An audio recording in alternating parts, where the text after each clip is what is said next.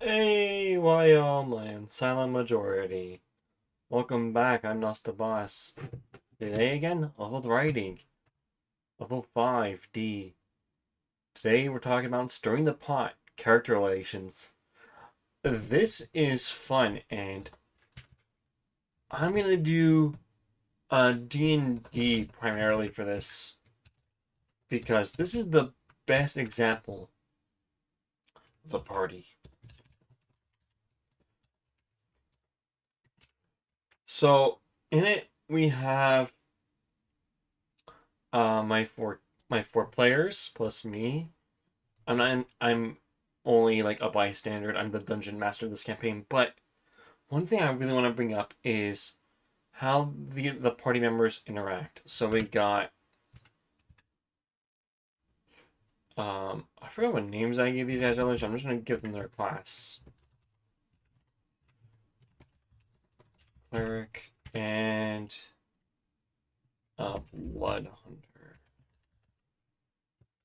So let's just give uh so I'll give you this context. The Blood Hunter and the Paladin were the first people to be a part of this campaign. Then the monk came in, and then only recently did I get the cleric. So these two don't really have a relation to each other, except that they were just on the trip together. So they're just buds.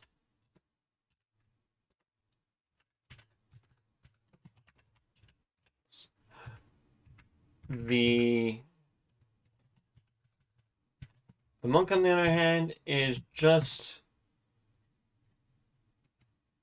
he has a loose cannon with an owl bear.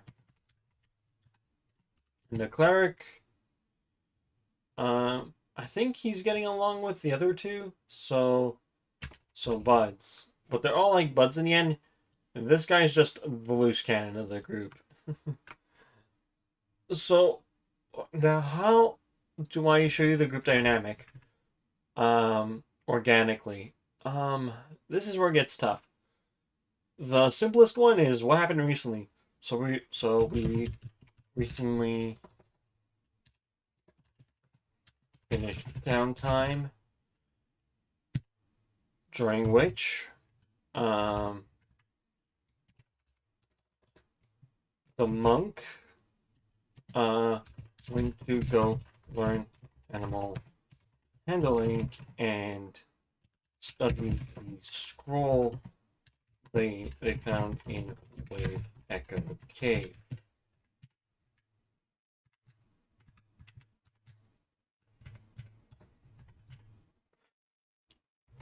This was this was 2 weeks of downtime.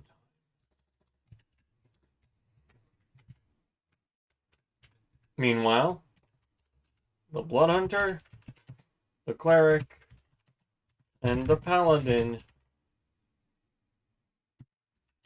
stopped by Male Harry's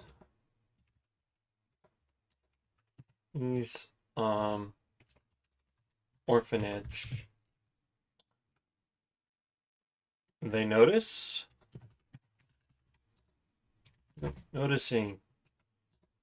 one of the young boys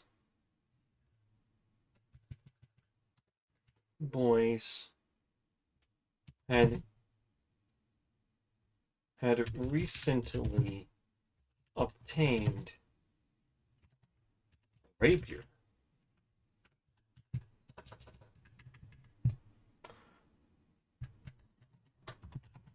And did nothing about it. Meanwhile, the monk. So we fast forward a little bit after like this 2 weeks and all this other stuff going on, blah blah blah. 2 weeks later, they're still in here. They finished a thing in the yawning portal. They go and reclaim the book I gave them, and I don't know if the player who needs it still hasn't read it yet, but regardless, I gave it to them every now and again, and um, well, now I have to remind everybody, but I remind them that 3 of them interacted at the orphanage and did not think to ask the boy about his weapon. Thought I was curious to make this a plot point. Just to show them, growing a step.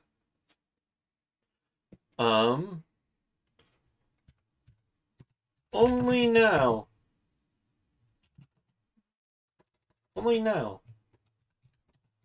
did my players rush over to ask questions. Peculiar, but yeah. Nonetheless, it sort of needed to happen. Hello? Okay. Sorry. I was just testing my mic. Something was up.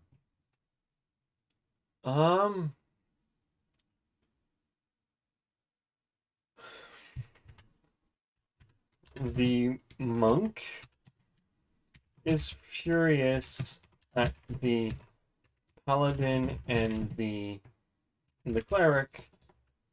A bit miffed with the blood hunter, but that's to be expected. That's to be expected. Long story short, he does a good deed for them, but right now there's a little bit of like flux where during downtime everyone was worried about their personal gains, not about other people's gains. So when they coalesced and I have to remind them that, oh hey, I did make note of several things you could be doing or things you've noticed. You decide what you want to tackle. So they start tackling other things. However, now you're like, well, you mentioned stirring the pot. What are you planning to do with that?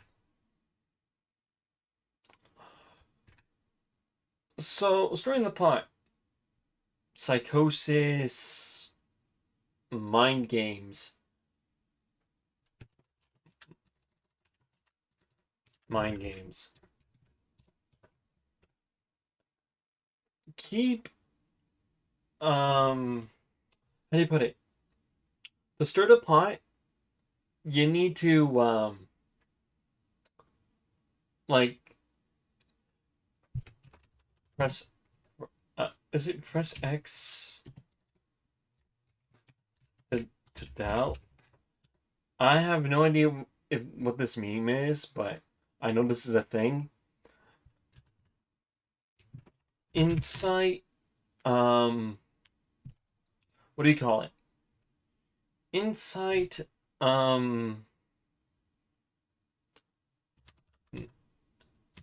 narrative, what's the word? Character conflict. Like information given to players doesn't fully gel. We have what's that game now? Sisters versus Sisters. Neptunia Sisters versus Sisters.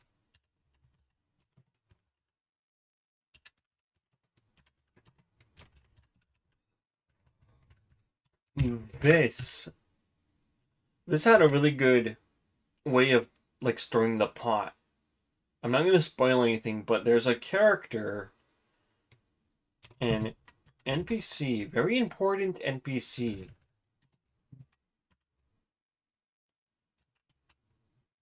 Very important NPC.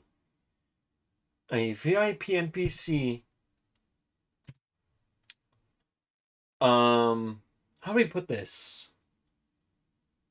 Is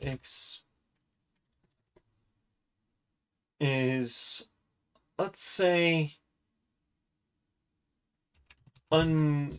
unknowingly stirring the pot with half answers. I look forward to playing this game on the channel, actually. And by doing that, I'm not going to be playing it for quite a while.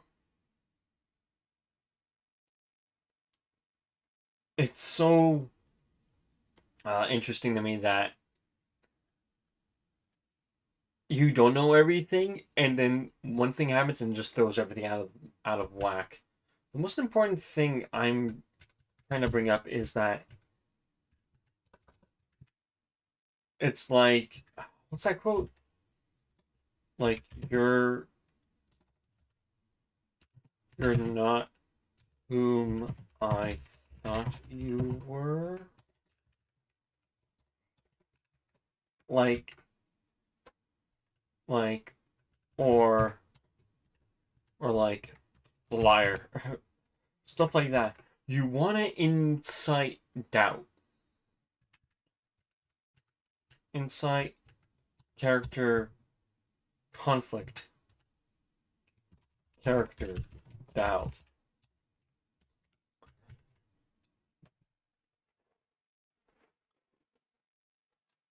You can, what is it? There's a really good example of this. Well, not good. It's not a good example. An anime. This is an anime. X. Sonic X slash. Do you know want to play this? Adventure DX directors. The funny thing here is Knuckles is easily manipulated by Eggman. Pardon me. God, whenever I drink water, I get so burpy. It's so weird.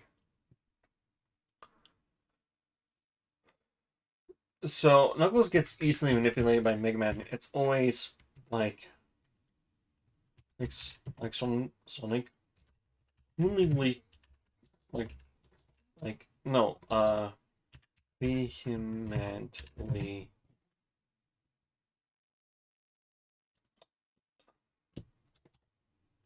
Sonic it's like vehemently.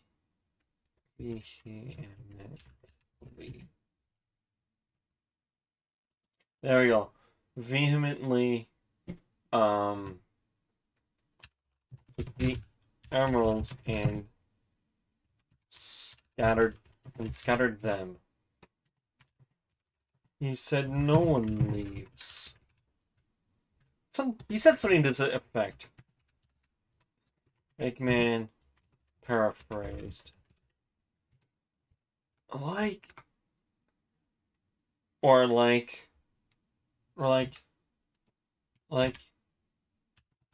he shatters the Master Emerald.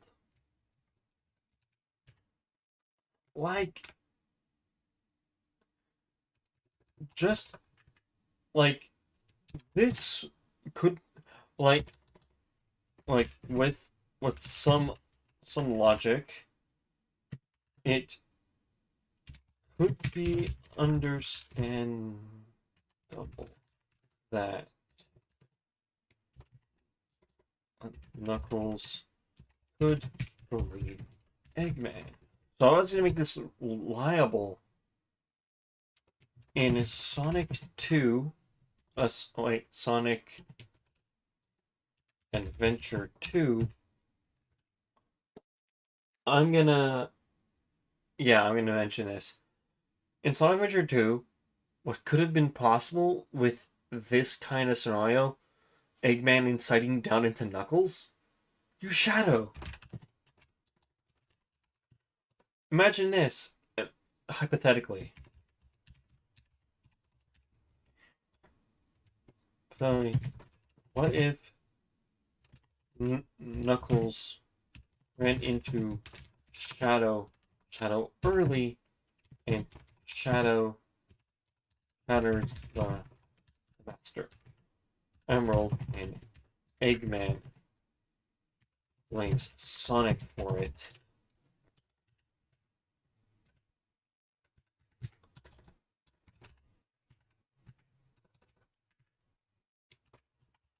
Knuckles, not knowing of Shadow's existence, could reasonably believe that Sonic destroyed the Master Emerald.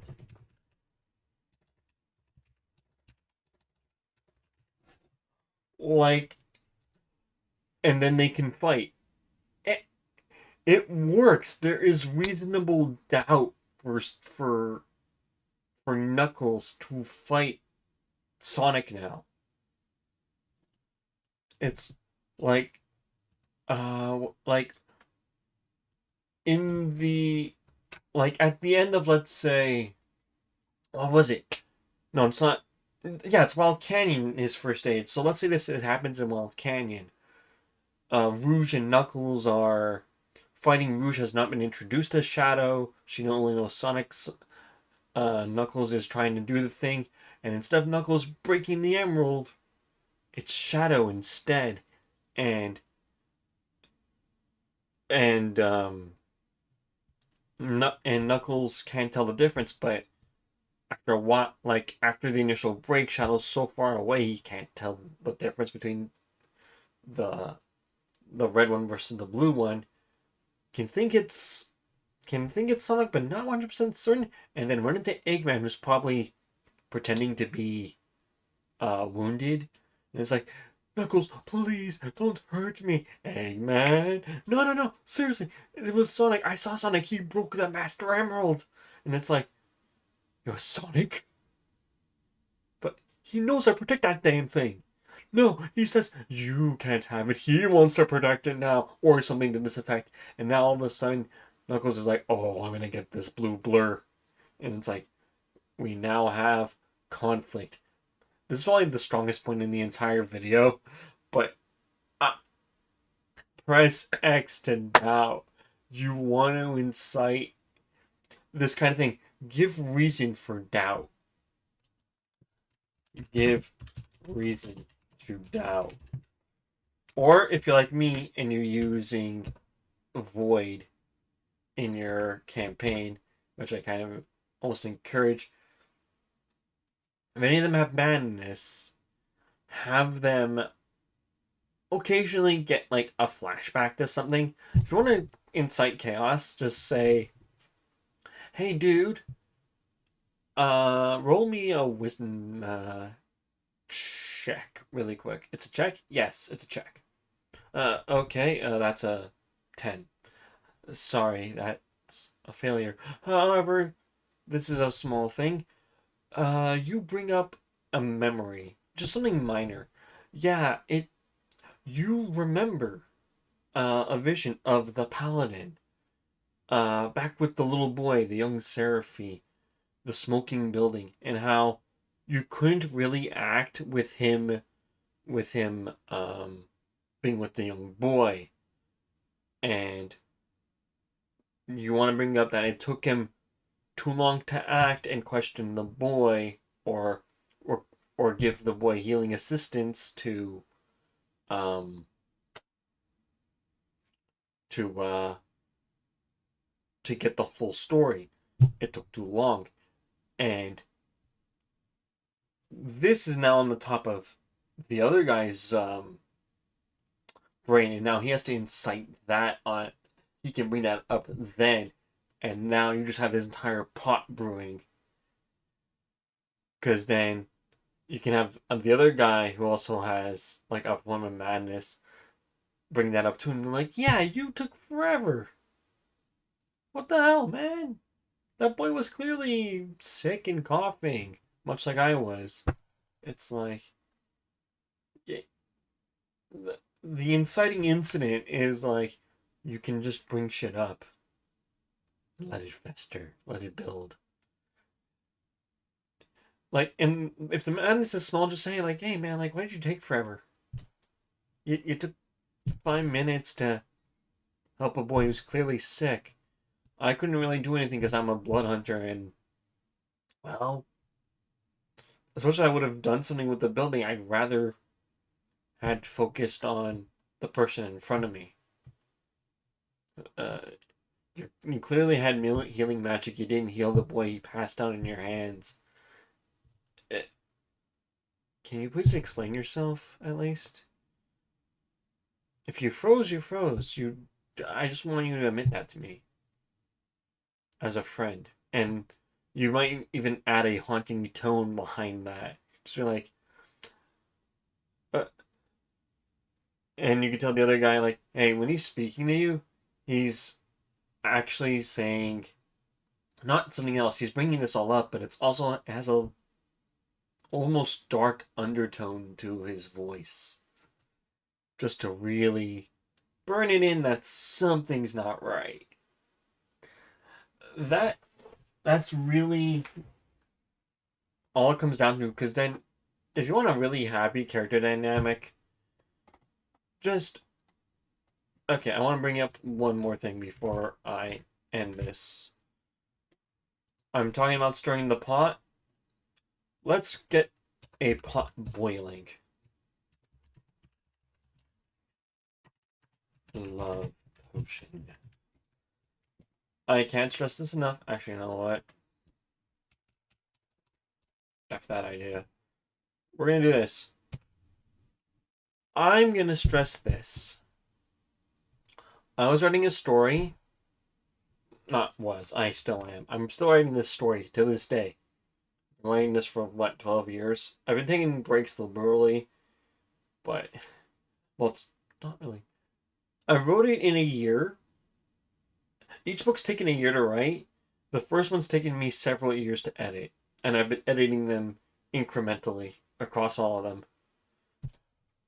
But the thing here is that in the very first book, a couple forms. We get the first big on-screen kiss. And it's not like a kiss of death. It's not that. It's a true kiss. And they both... This is them saying, yes, I know now's not the time, but I want to do this now. So, how many interactions do you have to give early enough along before connection is ultimately formed? Ultimately, interaction. Uh, I'm going to say this, not 5 acts of, I'm going to say this, being there, and that's like in a time of need, or being there, this like time of need of a friend. Well, if I was gonna give you, so this is just like being there, but then there's also just like casual conversation. So, this isn't 5 conversations. This is how many times they act in this scene where they're supporting each other. This is, if you have 5 support scenes, you've almost earned your right to have these guys kiss officially. That's right. Supportive scenes, not conversation or being there and just needing to exist. When you need to exist like that, you're acting as a wall that communicates back. This is like an actual relationship thing. I say 5 acts of being there supportively, you've almost earned your right to get that first kiss. This means they've interacted in 5 times in a way that can lead to a relationship blooming, and not in like supportive negative. However, if you truly want to, it's impossible for me to quantify a love this way, but there's also just casual conversation in a group, um, depending on the setting. For me, a relationship forms after 5 acts of being there for a person, and you have um, been in that person's life. No, if you've been in that person's, I'm just gonna say life. Not even in that vicinity. If you've been in that person's life to the point where not only are you friendly, but you're going, like, you've been interacting in various ways. This is really tough for me to quantify. Because for me, the way I wrote it, I have 10 main characters. The sub relationship involves the little brother and the girl next door kind of character. The little brother likes the girl next door. The girl next door doesn't really see the younger brother. The older brother is kind of what she's after, but the younger brother is getting more interactions with her. He gets a total of maybe, I think, 5, maybe even 7 support interactions. However, she's interacting with him in regards to trying to get to the brother, but in doing so, she falls in love with the little brother more. It's like interacting in it's almost like dating, but like you're being friends. Like, for lack of a better word, being friends or giving input on something very light, but it's not like that's like, oh, that's the support you need. No, no, no. So support scene is like I had at one point this character.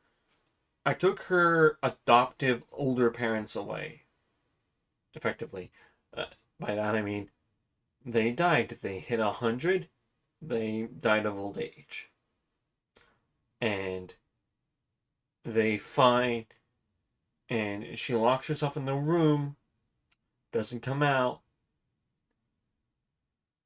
and at that point, the only person who's had enough experience to earn a chat with her or give an expert opinion has been the little bro and the older bro. The older bro is kind of on it. He kind of is like, he, it's not like he's being a dick. No, he's too young to be a dick at this point. But he's kind of like, like I didn't know these people, so I can't give my input. And the little brother's kind of a little more emotionally attached. He's like, listen, bro, I know you get it. You'd be this way if our parents passed. He's like, yeah, but yeah, like you do it, bro, kind of thing. And he gives his brother the go to. And I'm sorry, go to. I meant go ahead. It's like that, just, and then that's being a supportive role in that person's life, um, training and whatever. All these people have been interacting with this entire story, all of it, all 64 chapters of this story I've concocted, and it culminates with these two ultimately kissing for the first time. It's the first couple forming on screen, because then later, in later chapters, the girl is over at the boyfriend's place. Um, she supports him in his scientific endeavors. She kind of I don't know when I'm planning to tell her to let her admit to the protagonist, like, oh yeah, I did kind of have a crush on you. But I felt for your brother instead because he was there for me more. He makes me feel human, and I like his scientific mind. You, you're a little hard headed. He can admit to that, but he's like, I also let him meet you when your parents passed. I think of that, and she's like, yeah, I know. I think that was for the best. Stuff like that. That's a good aftermath interaction too. I had a similar interaction myself. Uh, Kind of embarrassing, but I was with what was it? I was with a girl who had a was in a relationship, but I didn't know that until a little bit too much later in, and I was like, "Oh man, I actually was trying to sneak her from under you." So I kind of wanted to admit that, but not in front of her as well. So I was like, "Hey, dude, can we get a pizza? Like you and me? We go out, we get a pizza, we come back." Oh yeah, sure, why not? Can we get her involved? I'm like, I'd rather just be me and you. Oh, okay, sure. And I told him this. He's like, oh, no, that's cool. I'm like, yeah, I know. It was a me thing. I wanted to get it out there. Yeah. Stuff like that. It, it helps. Anyway, that's all the time I'm going to have for this one. Till next time. Kate, ciao.